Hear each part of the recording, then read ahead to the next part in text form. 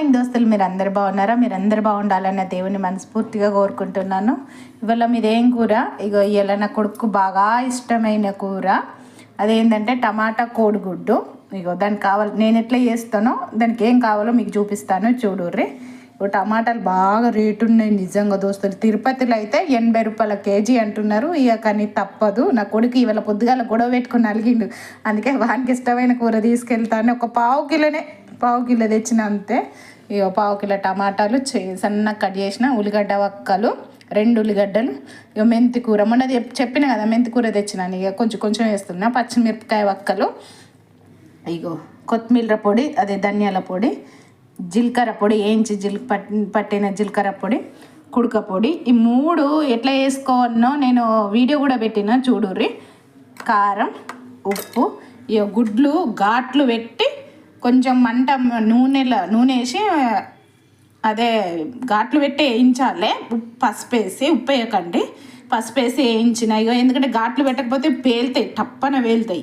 అందుకని ఘాట్లు పెట్టి వేయించిన. ఇక ఆల్రెడీ గిన్నె పెట్టి నూనె పెట్టేసిన నేను, నూనె పోసిన. ఇక వంటలోకి స్టార్ట్ అయిపోదాం. ఇక చూడు దోస్తులు, నూనె పోసి జీలకర్ర, ఉల్లిగడ్డలు, పచ్చిమిరపకాయ వక్కలు, మెంతాకు వేసిన. మీడియం మంట మీద ఇవి మంచిగా గోలాలి, లేకుంటే మాడిపోతాయి. మంచిగా గోలిన తర్వాత మనము ఇప్పుడు టమాటాలు వేసి మగ్గియాలి. ఇక అన్నీ మంచిగా గోలినాయి. ఇప్పుడు సిమ్లో పెట్టి ఇక అల్లం ఎల్లిగడ్డ పేస్ట్ నేను మొన్న ఇంట్లో దంచిన. ఇది ఏదైనా మనం ఇంట్లో చేసిన పొడులు మంచిగా ఫ్రై అవుతుంటే కమ్మటి వాసన వస్తుంది దోస్తులు. ఇప్పుడు ఇంత వేస్తావా అంటే ఇంత వేయను, కొంచెం కూరకు సరిపడా వేసేయాలి. వేసి కలిపి మూత పెడదాం.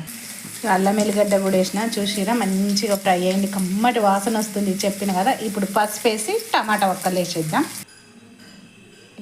చూడుర్రి దోస్తులు, పసుపు వేసి టమాటా వక్కలేసి కలిపిన. ఇప్పుడు దీన్ని మీడియం మంట మీద మగ్గియాలి. టమాటాలు అన్నీ దగ్గరికి వచ్చినాక అప్పుడు మనము ఉప్పు, కారం, కొత్తిమీర పొడి అవన్నీ వేసేయాలి.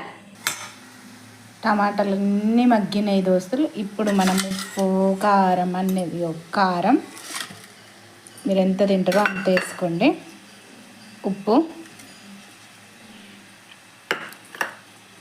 జీలకర్ర పొడి, ఇదైతే మసాలా ఏ కూరలైనా సరే వేసుకుంటే బాగుంటుంది. కొత్తిమీర పొడి, అదే ధనియాల పొడి, మేము కొత్తిమీర పొడి అని అంటాం. కొద్దిగా అంత కొబ్బరి పొడి కమ్మదానానికి. ఇవి వేసి మీడియం అంటే కాదు, సిమ్ములో పెట్టేసేయండి. సిమ్ములో పెడితే ఆ నూనె అంతా ఇవన్నీ పట్టాలి టమాటాలకు. పట్టిన తర్వాత అప్పుడు మనము